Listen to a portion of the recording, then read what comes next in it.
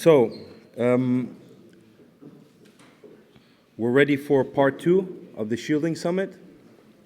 I hope you guys had a chance to meet a lot of new people, a lot of great people, curious minds, very bright minds. And we're gonna start the next panel. So the frontiers of privacy, evolution of protocols, communities, and ecosystems.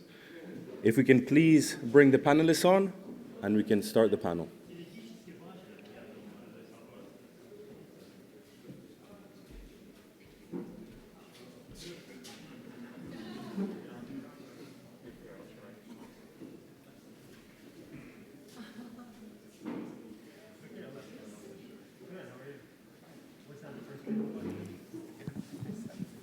It's on? Okay.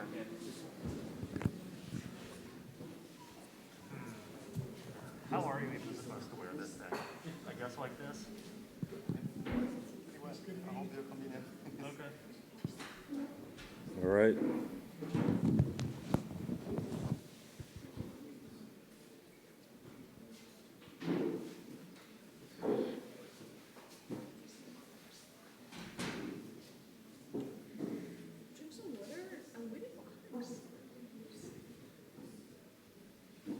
Yeah.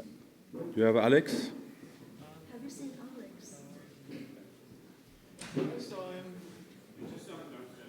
He was out front 5 minutes ago.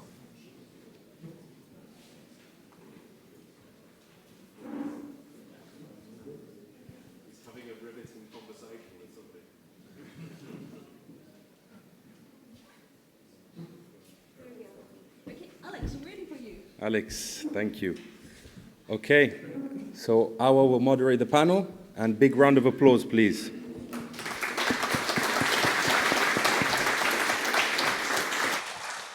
Okay, first of all, are you comfortable? Do you want to have a glass of water?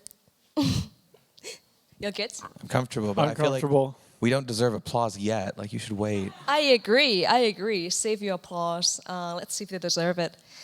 All right, I am very excited for this panel. Just a little bit about myself. Actually, the first job I got into this space was coming from the complete opposite side of things. So I was working at Chainalysis, and my job was to actually try to break the privacy on these decentralized protocols. And so all these protocols that they've been contributing to, I was looking basically from the perspective of offense. So like, where is the data leaked, and what it is that we can do to monetize the data. So yeah, really excited to see you guys here from this perspective now. Here we see protocols that have been in production for years, like Monero, Zcash, Ethereum. ZKSync just launched, right? A year ago. A year ago, okay. About a year ago. But there's a new version, right? Recently, okay. So this is an upgrade or something. So yeah, pretty excited about this. Okay, so to break the ice, I kind of want to ask, when is the last time you used some kind of zero knowledge proof? And what was it for? I can start. I used Zashi, the Zcash mobile wallet, yesterday to send a shielded transaction, so about 18 hours ago. And what was it for? I'm not going to tell you. Yeah, I used the Zcash wallet to send a shielded transaction like 10 minutes ago because I've been going around trying to get everyone to install a Zcash wallet and sending them 1/1000th of a Zcash coin. Okay, how many people have you Zashi'd in this event already? Today, I think 5 people so far, so if you want to install a Zcash wallet, hit me up after. Yeah, that was also what happened to me. You helping me install my Zcash wallet.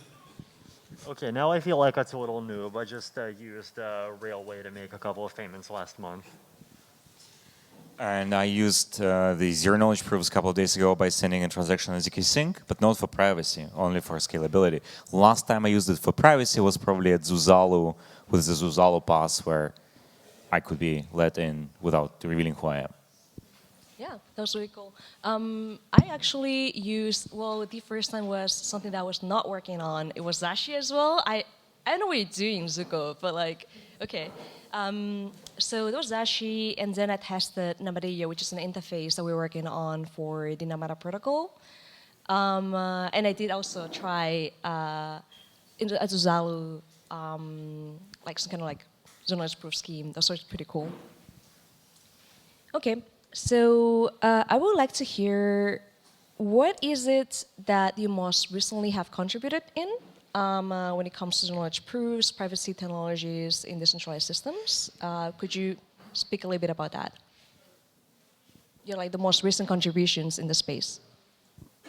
So one thing that I've been working on over the last month is writing an optimized prover for circle starks in Python. Well, actually Python plus PyTorch, so it actually runs pretty quickly. But the goal of this is to basically try to like both like learn about the technology and help it more understandable for make it more understandable for other people as well. And I think I mean one of the I think the primary use case of Starks is historically, like obviously scalability and not privacy. But one of the things that I've also been thinking about recently is that like, actually, I think we've been really underrating Starks for privacy. And I think my case for this is basically that if you think about off-chain use cases, so you think about something, like you passing a proof over the internet in order to log into something, like, the web ZooPass use case, then like one of the biggest UX bottleneck is still prover time, right? And ZK Starks do have significantly faster prover time than Snarks do. And you get to benefit from like small field sizes and all of that stuff. And like if it's off chain, then like even 100 kilobytes is pretty negligible. Does this also apply on edge devices like browser? I would say browsers, yes. I would say the one context that is off chain that it does not apply on is like if he wants to do the in-person ZooPass thing of like showing a proof as a QR code. A proof is like a ZK, like a Stark is a little bit too big for a QR code, right? Because QR codes I think go up to like around 4,000 bytes, and like a Stark is obviously around 100,000. All right. Anyone else wants to share the most recent contributions to space? I was working on designs of interoperability protocol between different blockchains that I think requires zero-knowledge proofs to, like, I think you can only do proper interop between chains using zero-knowledge proofs, but privacy is there, again, optional. You can do it, you cannot do it, but you have an option to do so. Kind of like ZK-like clients for the... Well, ZK-like clients would be like the ultimate. I mean, like if ZKSync is an L2, so we're settling on Ethereum, it only makes sense to have a light client for Ethereum itself. So at some point, we will definitely be able to generate proofs for Ethereum blocks. And at that point, every single wallet must have a light client with, basically every single wallet has to be upgraded from a light client to a full client, where you can verify the full history of Ethereum from Genesis and be sure that you're on the right branch, everything was valid, without depending on your providers for.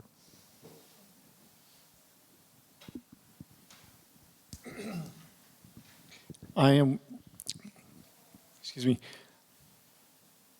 Well, that was really impressive, and I was thinking, oh wow, I don't contribute anything like that. I am working on something that's. But I can't tell you yet. It's a secret. My main contribution nowadays is being like Zcash's biggest cheerleader and getting people to install the wallet on their phones when I talk to them. Hey, Great. I mean, I think that's the most important contribution, right? Yay! That's the hard Privacy, part. Woo! For my part, I have been working along with the research team at Heliax and Anoma, Namada, on something that sounds a little bit similar to what you were discussing, Alex, an interoperability protocol, or particularly a way to synchronize state and code across chains and domains, in particular, in our case, one that is compatible with privacy. So with private transfers of state and code across chains where you can decide, I seem to be on a very solo quest to promote private bridging. Everyone else finds it scary or unnecessary, which is fair, but I'm still going to keep questing. And in particular, we're interested in allowing for some amount of disclosure, so allowing for disclosure of certain aggregates of bridging flows so that users can reason about proof-of-stake security, but while still preserving individual privacy. So we've been trying to design a way to do that and recently released a paper. Why should we care about private bridging and private interop? I mean, one reason I think you might care is if we end up in a world with many, many chains where even you create temporary chains to do local payments, maybe at an event, you want to be partially offline. And if you have many, many chains and you lose privacy or data protection whenever you switch between them, then this is going to produce a lot of, at least, statistics that some adversary could potentially use to infer what you're doing to target you. Yeah, maybe just quickly to point out a few news from the Monero community. So there have been recent additions to the Monero Rust node that have been actually added recently. A few things to point out there. There's fast sync availability since the last hackathon in Prague, which most notably is live now, I think. And there's a lot of small things going on that I don't want to go into detail now, but you can check them out mostly on the Monero channels. Great, thank you for that. We'll dive deeper a little bit later on the tech. I'm very curious to hear your story of like, how did you join this space and why did you join this space? Why are you here today? What keeps you here? Should I go first? So yeah, I have maybe a very unconventional story how I came into the space. So in the 90s, I was running with a few other colleagues Mixmaster mailer, so I was on the cypherpunk mailing list back then. So I also got Satoshi's mail with the executable about Bitcoin, but I didn't want to run some executable that I get over some mailing list, to be honest. So I didn't really care, and I didn't use it. But a few years after that, I was actually using, that was in 2012, 2011, I was using Bitcoin for an arts installation. This one was called Bitcoin Cloud, and was actually thematizing how the art market is a bit absurd. So the idea there with this piece was it was mining Bitcoin only if people were watching the art piece. So that was exciting for me. But after that, I came to start the Riot Institute because maybe quite similar to Vitalik. I'm not sure if that's a true story, Vitalik, but everyone is always referring to this story that your, I think, World of Warcraft character got like nerfed. So I have a similar story, but not so cool with World of Warcraft. But I was actually having my issues with the university I was working with at this time, and I found like that universities are the middleman to knowledge and to how I believe knowledge should be actually perceived and how it should be worked on. So I started my own institute. We started an own institute that was working more from the perspectives of cypherpunks and developers and tried to actually not get into this trap, which is academic publishing, which I think is fundamentally broken. So we worked since then in this domain and tried to create other types of content and somehow change academia in a way, or not really academia, but like research and make more sense out of it. So that's how I came into this. And I was actually researching cryptocurrency since the beginning. I was very fascinated by, I wrote a very long text actually by trying to understand all these different initial altcoins that came up. That was in 2012, 2013, something like that. And it was really, really interesting to me how all these kind of experiments that communities would do would always try to improve Bitcoin, but it was also a lot of scams out there. So it was, for me, interesting to understand them as a kind of a distributed and almost sort of community experiment. So people tried to make a point, tried to get enough people using that. And I think back then I was already really fascinated by Ethereum and by Monero out of totally different reasons. So Monero was interesting to me because it solved something that Bitcoin didn't solve at all, which was micropayments. So Bitcoin was not really used for micropayments at all. It became store of value quite quickly. And with Ethereum, I was fascinated that it did all these other things to blockchain, which I didn't even think of coming from Bitcoin and the likes. So that was really great for me, and I'm still in the space and working with Monero a lot and working with the Monero community mostly, but also very deeply rooted in the Ethereum community. So that's my path. So I'm really excited. Vitalik, tell us if that's true with your character. And the fact that it happened is true. The fact that it motivated everything is a joke. Fantastic.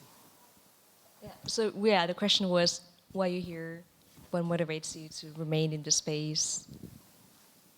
I can go next. My story is simple. I was born in prison. The name of the prison was USSR. And so as I grew up, I learned to appreciate freedom as the most important thing that unlocks everything else. Basically, like, I learned that freedom is the force that drives progress, innovation, and prosperity overall for all people. And so this is the, when I learned about Bitcoin, it was mind-blowing for me to see that you can use this technology to enact political change in the world through market means, not through convincing people who are already having their firm beliefs and it's very hard to change. But here's something like, sure, you have your beliefs, but look, your currency depreciates every year by 10%. You can believe in it, you cannot believe in it, but this is the nature, and you see it very tangibly, right? And then here's the means for you to become free. And it was fascinating for me that incentives were built into the product of freedom, if you want. And then as I discovered Ethereum, it was wow, you can do so much more. You can actually build the entire new financial system and digital system, the Internet of Value. That was the term that really appealed to me, because that is what blockchains are, public permissions blockchains, like Ethereum, mostly Ethereum. I think Ethereum is closest to this vision than anything else. And I realized that that's what I have to work on. There's nothing more important, more impactful than to work on something that increases freedom in the world. And I just wanted to make sure that Ethereum can scale without losing these properties. And I discovered zero knowledge proofs, and then that was another mind-blowing moment. And so thus ZKSync was born.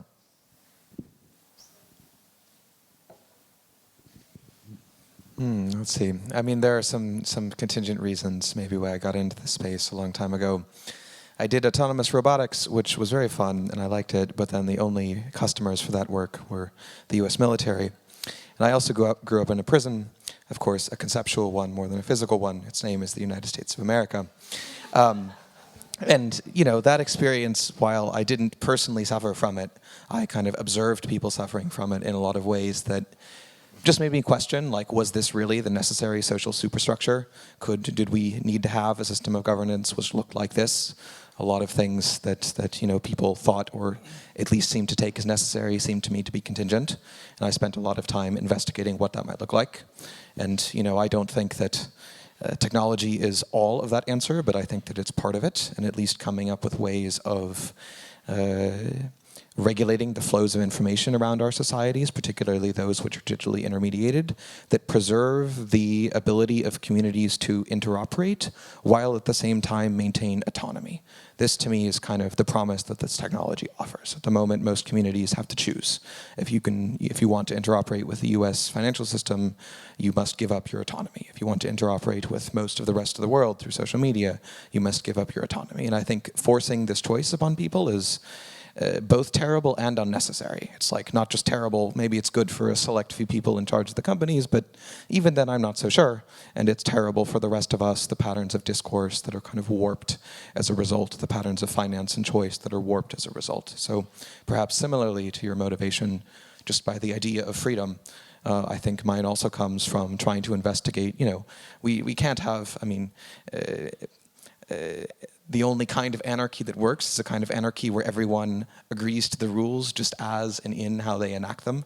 And I think this kind of technology is at least something that could provide part of that. That's what keeps me here. Well, I love you guys' answers. Once upon a time, this cryptographer, Matthew Green, called me and said he and his co-authors wanted me to implement their cryptography protocol. And I turned him down. I declined because I figured a more private Bitcoin would only be used by a niche users like criminals or rebels or libertarians or whoever. And I didn't want to spend my life doing something that would only be used by niche users because it wouldn't really help the rest of us, like the mainstream. And then the next day I had slept on it and I started thinking, no, wait a minute. You can't use a radically transparent thing like Bitcoin for like your business or anything. So actually, Zcash can be the mainstream thing that can help the rest of us. So I called him back the next day and said yes. Yeah, I mean, I think for me, also, the need for privacy is like something that's pretty practical that I end up running into quite a bit, right? Like even things like how when I make some kind of payments, like a lot of the time people just like end up writing like weird coin media articles about it, and like, and so instead, I just start sending coin stuff into Railway, and people instead write weird coin media articles about how I send stuff into Railway, which is probably better because like at least it advertises Railway. Yeah, and so there's definitely like instances of this that I keep running into. I mean, of course, if you go and like talk to a centralization maxi about this problem, they'll tell you, well, this is why you need to use C5, where only the bank sees everything and everyone else sees nothing. But like I've definitely interacted with layers of the banking system enough to know that like, yes, like, they do have people that do gossip behind the scenes, and like you definitely have less privacy even there than you think. I mean, and so like I definitely, pretty regularly get this kind of, like visceral confirmation that like this isn't just abstract ideology. This is like something that's like actually super concretely valuable and important thing. I mean, and aside from that, like the math is wicked awesome. In this part, freedom was mentioned a couple of times. And first question is related to freedom. Would you say that in the physical world, in the real world, we are more free than we are today in the digital world? I think it's a spectrum. Like it depends on which part of the physical world, which part of the digital world. Like sometimes, some places you're more free, and some places it's the other way around. I mean, I would add to that, it's tougher to stay private in the digital realm or in the internet. I mean, we have all read all the news and the information of the recent years and of what's possible. I mean, coming from maybe I'm a bit paranoid when it comes to that, but I think if we look at what happened to privacy in the past years and to the whole privacy movement, it feels a bit like a step back, what we are facing today. Also, I feel like we have to reinvent a lot of things that we lost already, that were already there to us as a society. So I think we have to reinvent this now and hopefully find ways to shield things, how to make sure that we can regain this type of privacy. Even looking at financial transaction, if you take the notion of like financial privacy, it's a big problem. It's heavily debated if that should be a thing, if there should be financial privacy existing or not. There is this privacy versus transparency debate. I think we're in a tough spot also, like as a society, but also from a blockchain perspective. Everything is like transparent. We have to really actively reclaim privacy, I feel. Something I observed, and this is just why I bring up this like physical world versus virtual world, is like in your day-to-day, when you want privacy, you don't want to see anyone, you just go home and then like close your blinds, right? And then you have your privacy. And there's a person that comes very naturally to you as like this way to control basically what it is that you're exposed to. But as soon as we are on a browser or interacting with a device, it looks like everything just completely is broken as like people completely lose the intuition around all of a sudden by using a public blockchain, by using the financial system, you are completely surrendering like your data to people. Why is it that it is so different in people's minds interacting with like digital systems versus the real world? You know, I'm not sure that it is. I think sometimes it's more that the user interfaces lie to people, whether consciously or not. When you open up, WeChat on your phone, now at least part of it's end-to-end encrypted. But for the metadata, it appears that you're sending a message to, I don't know, Zooko. But actually it should say recipients, Zooko, the CIA, and WhatsApp employees. You're sending a message to a much wider group of people. So users see, oh, I'm sending a message to Zooko, and they assume quite reasonably that they're sending a message to Zooko and only Zooko. I think that their assumption, given that interface, is reasonable. But often, we collectively as technologists have failed to build interfaces that reflect what the technology actually does. And I think, we can hold users responsible for not understanding that and reading every single piece of code that they will ever interact with. But if we operate with that model of the world, we should give up on a digital society because it won't work. The only way that we can have a digital society where people understand the technology that they're interacting with is if we find ways to design interfaces that use metaphors to present what that technology will do in response to the user's action that are accurate, that respect the user's kind of intention and understanding. That's interesting. Thanks for saying it like that. That matches my experience talking to a bunch of younger people, younger than me. And because I've always heard for decades now this narrative that privacy is dead and nobody actually cares about privacy and so forth. And and they had like science papers and all kinds of really credible, persuasive stories, and I was kind of disappointed, like, oh, gee, it turns out I'm the only person who cares about privacy. And at some point I figured out that all those science papers were published by Google and Facebook, and I decided it was like self-serving narrative shaping. But then anyway, I noticed the behavior of younger people who like use Snapchat a lot or whatever, and I had been told, like, young people don't care about privacy, those kids just post everything on their Snapchats. And then I found out that they care a lot. They're very, very thoughtful about who they're sharing with and what and when, and like, do you send a notification that you're looking now or later, and what do you delete? And they care a great deal about privacy. But I really liked what Chris just said, because it makes me realize, yeah, to my mind, whenever you're using Snapchat, you're sharing it with like Mark Zuckerberg or whoever, and the person you want to talk to, and that's not how they see it. But they do really care about their mental model of privacy. Anyway, that was my point. Something that I really like about what we just spoken about is like, I truly believe that, so I agree with you, Chris, I think the systems that we have been building for years have failed in making more explicit what's happening with the data that the user is kind of interacting with.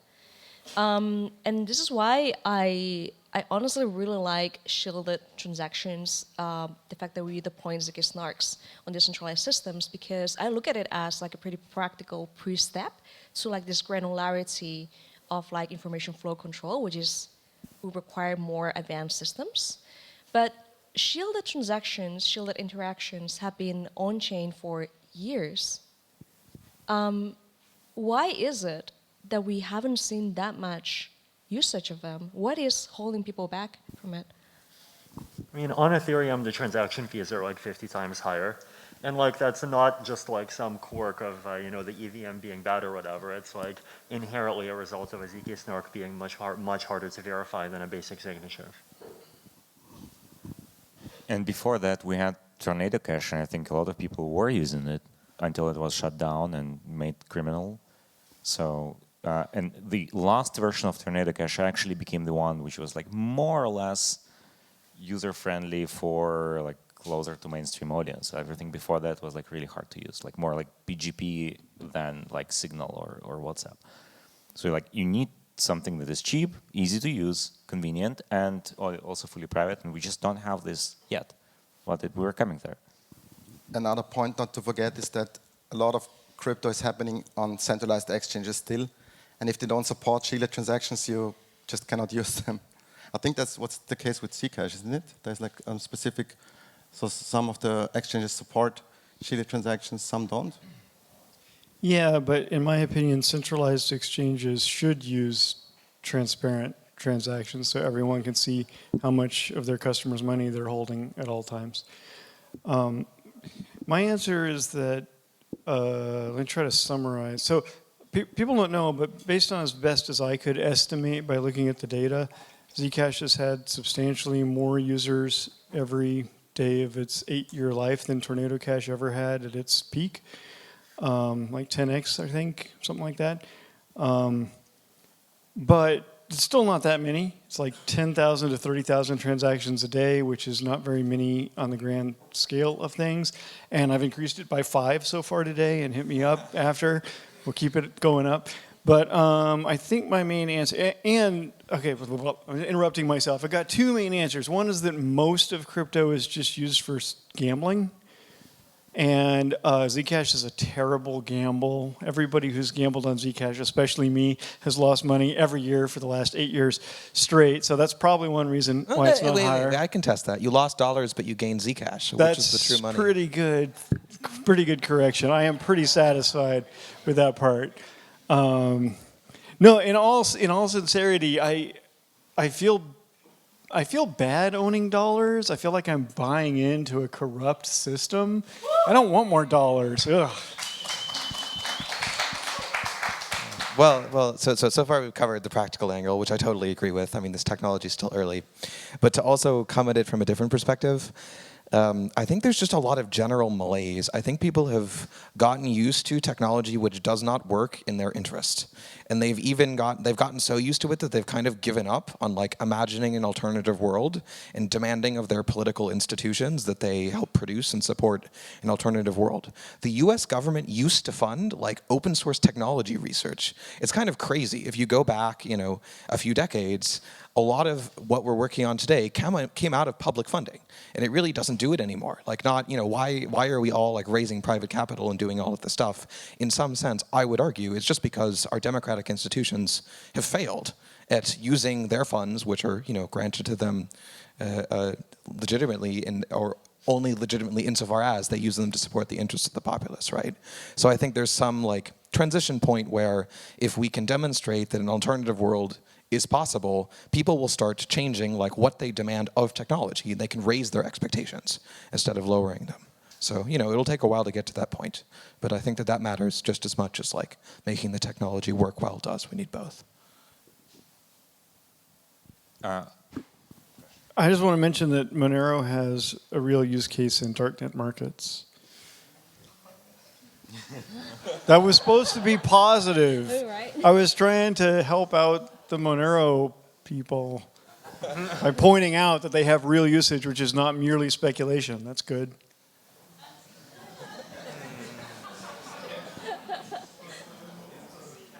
What are your favorite products to buy on darknet markets, Zooko? Oh man, that's a great question. I resolved at one point many years ago that I was going to log on to Silk Road when it was a thing and buy something legal so I'd be safe, but I at least could say that I had done it. And then I never got around to it. And then I met an old friend of mine from years earlier who told me that she had been selling home knitted, like, what do you call, Etsy style things, like art pieces or whatever, on Silk Road. And I thought, I missed my chance. I could have anonymously bought a knitted thing for my friend without knowing. I'm trying to think. I once donated a Bitcoin to an Iranian musician, which I think might have been a violation of federal law, so maybe I shouldn't have said this.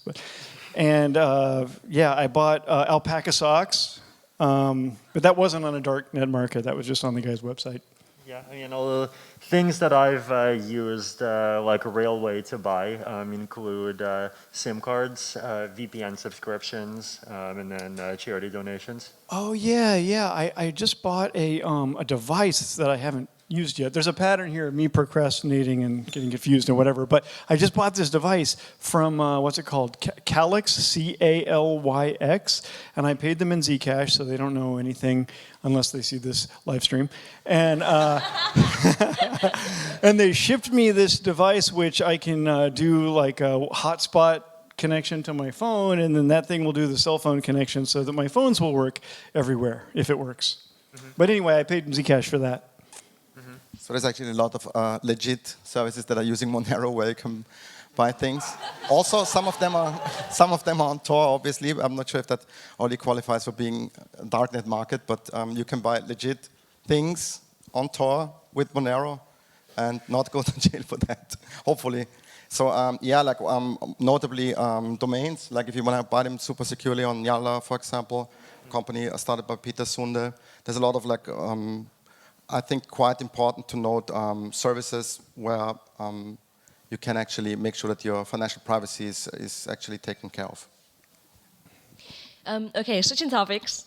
I would like to hear from your perspectives on how the ecosystems you have been more closely contributing to have evolved over the last years. Have you seen any opportunities, any threats to it that you feel like community has gone through, any lessons learned from them? Yeah, maybe I want to start.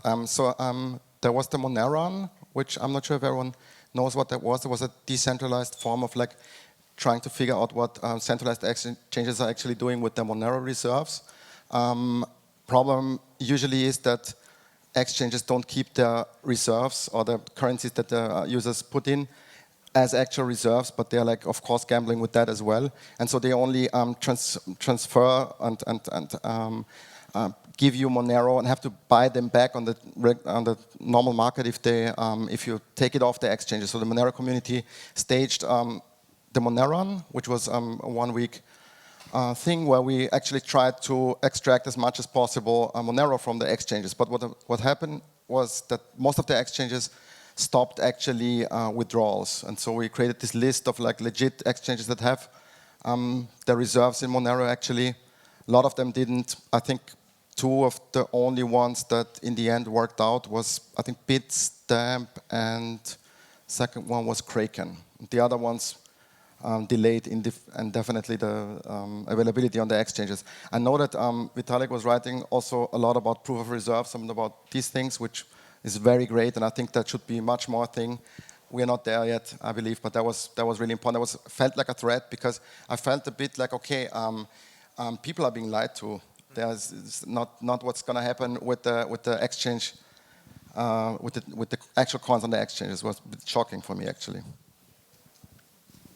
In the Ethereum privacy ecosystem, I think the biggest changes that we've seen over the last couple of years have, a big part has definitely been like various types of responding to the legal pressure, right? So, it started off with Tornado Cash, and then the whole situation happened, and like one part of the response has been to like basically go figure out these next generation privacy protocols that do like privacy pools type technology, and like basically like have like these like large anonymity sets, but then have everyone withdrawing, like basically exclude anything that they consider to be like a bad deposit from the anonymity set. And so like basically the idea would be that if you're like a DeFi hacker, then everyone would just exclude you, and you would end up not having an anonymity set, but everyone else still would.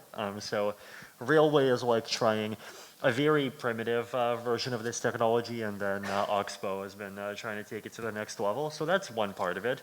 And then I would say the other part of it is kind of in the direction of like more hardening. So just reducing the level of dependence on various centralized actors, right? So like in the case of Railway, for example, now like it's primarily like it's not a website, it's a dApp that you can download, and then for relayers, it uses a separate peer-to-peer network called Waku to connect to relayers, and so it's not like as dependent on a central list of IP addresses. And then I think in the future that's at some point just going to become an ERC-4337 mempool.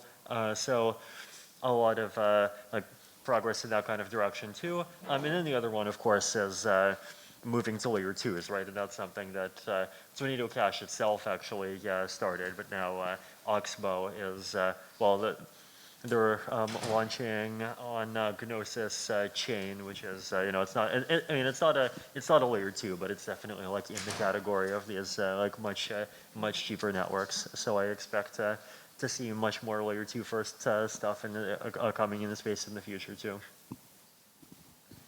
And another extension to add to this in the layer 2 space are people who are working on private L2s, like Validiums, with private data availability, which can be like a lot easier to build because they are fully EVM compatible, so you can use all the tooling. Everything is it's like easy and familiar, but then you have privacy at the protocol level, basically out of the box, at the expense that this privacy is not on a per account basis, not for like not that every individual controls all the data that belongs to them, but it's per chain or per group. But I think it's still an improvement over just having zero privacy at all. because you can then have different groups competing for being a better guardian of your privacy, and then the users will be able to choose, and at least you have full permissionlessness and censorship resistance from Ethereum, where you can refer to it like you can go back to Ethereum as a court of final appeal to get your funds back if the validators are becoming malicious. So like so there is some spectrum where privacy can live. I'm not very happy about this Validium option as opposed to like user control privacy, but with that, like we need at least that to get to real mass adoption of blockchains for payments and for real financial use cases. Having Twitter for your bank account is not an option. It's just like, it can't work. It can work very, like, you asked previously, like, what users think about the, like, why users are willing to give up their privacy. A lot of people use it in a very isolated way. They bridge funds from their exchange.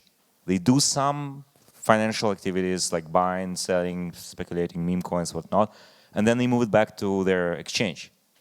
They don't share their address with anyone, right? So like this is a form of this centralized privacy where exchanges serve as mixers, kind of like compliant mixers, right? So we can do better.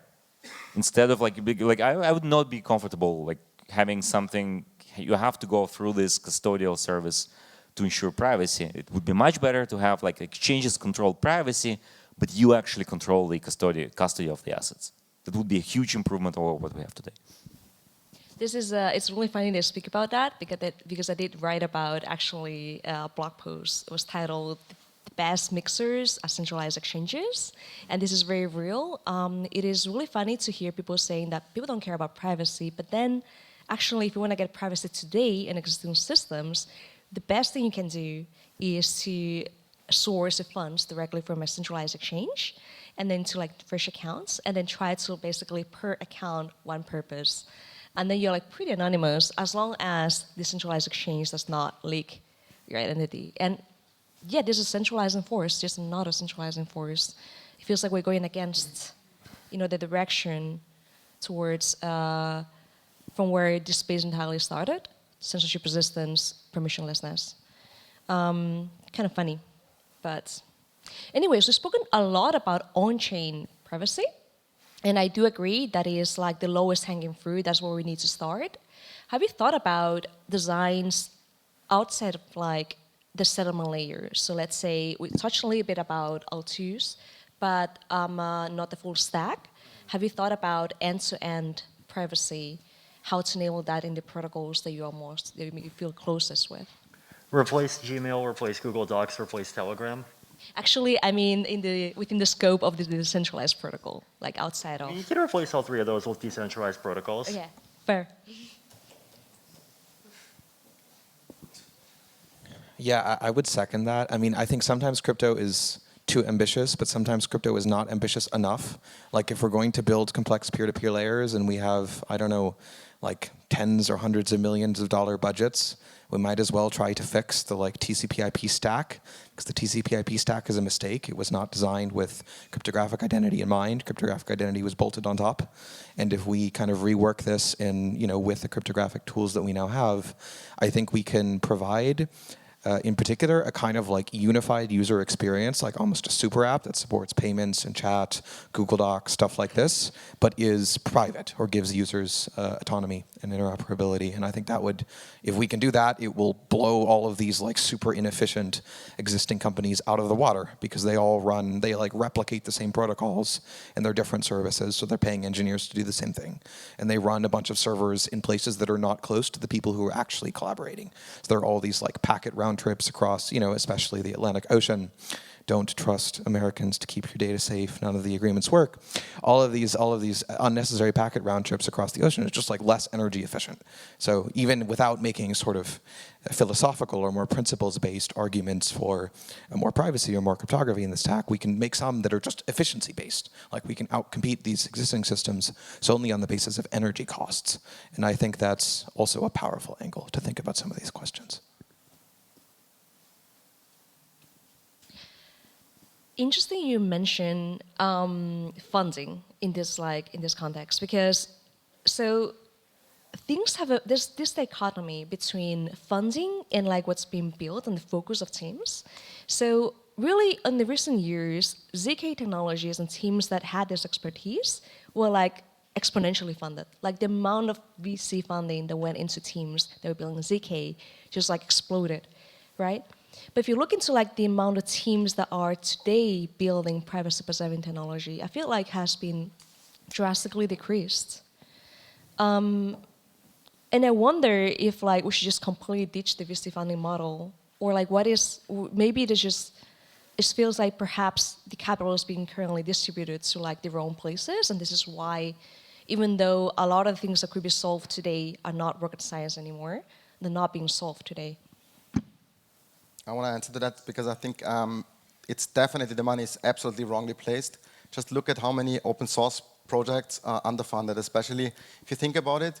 Microsoft now has GitHub and essentially finances a lot of projects there with sponsorships, with GitHub sponsorships. It's actually insane that Microsoft is actually the core force to bring actually money and funds to those projects.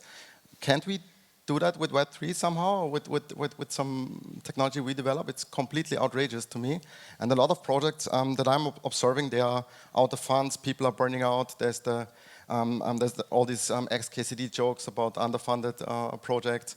We had a few recent incidents where this was actually affecting OpenSSL and so on. It's actually a big problem. It affects technologies and protocols we are all using, which are not Web3 protocols.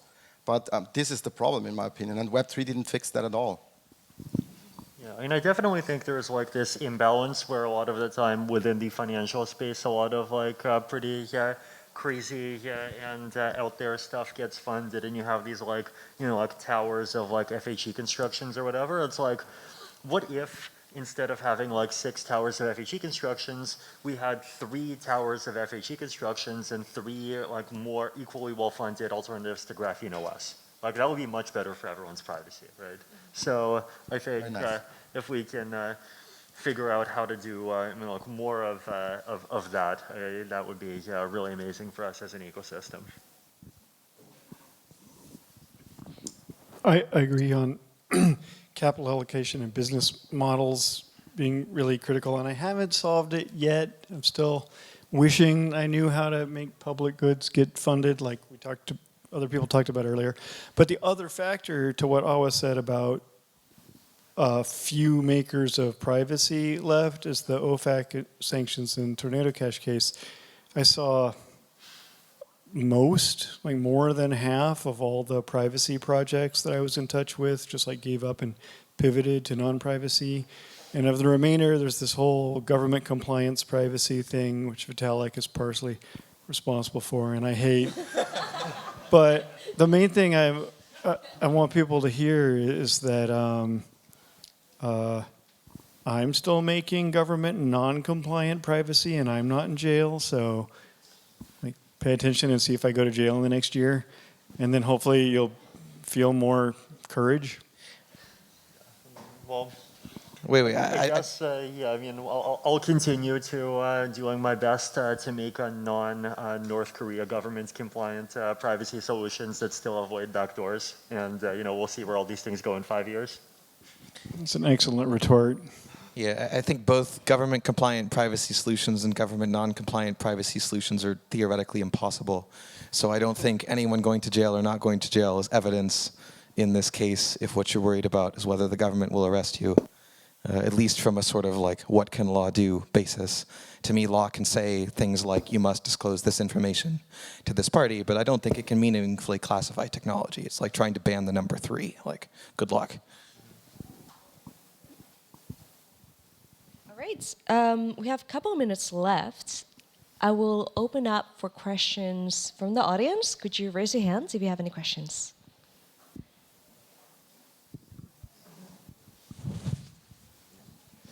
Yeah, thank you very much for the talk. I was curious, I work for Polygon Maiden, which is also a privacy-focused like layer 2 solution.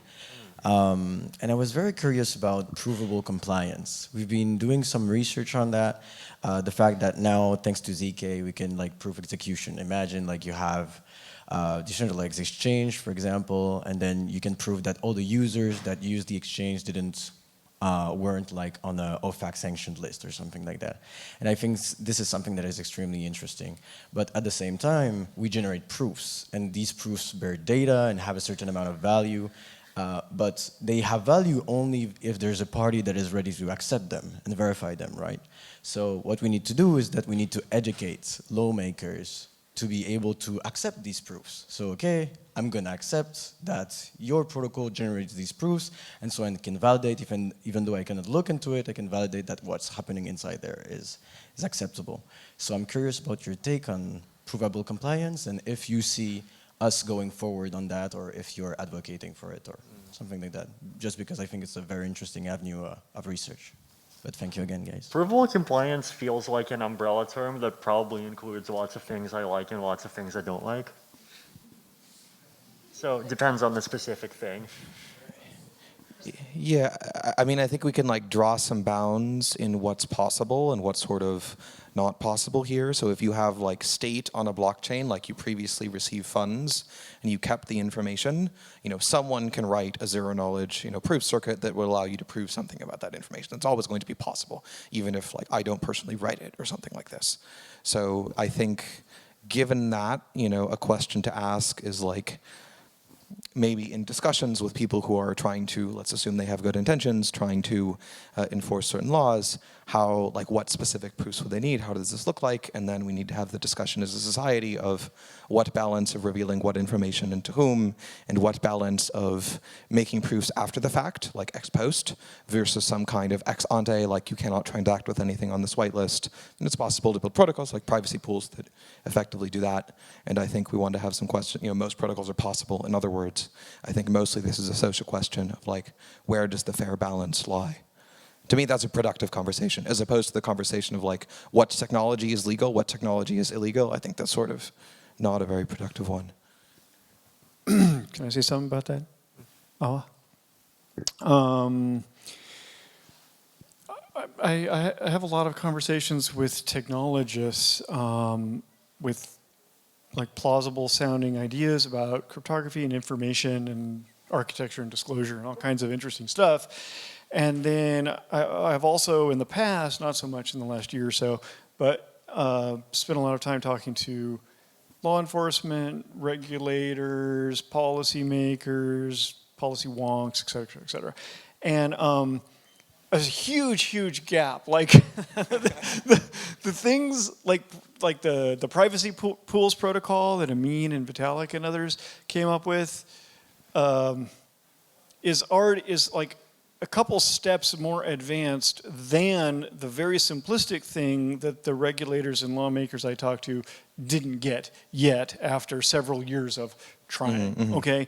Like, I'm telling you, it's really like, maybe it's just me, maybe it's just the people I talk to, but I've had many, many conversations where they just say, and I don't mean to insult them, I mean, they've got, like, this isn't their full-time job like it is mine, right? But they're just like, why can't you KYC all the users? And that's the conversation for like an hour. And then it's the same conversation the next time a year later, like, why don't you KYC all the users? And I'm not trying to criticize them, kind of I am, but whatever. My point to you is your cool idea, like startup land and crypto land, moves like 20 times faster than law enforcement land or regulation land or policy land.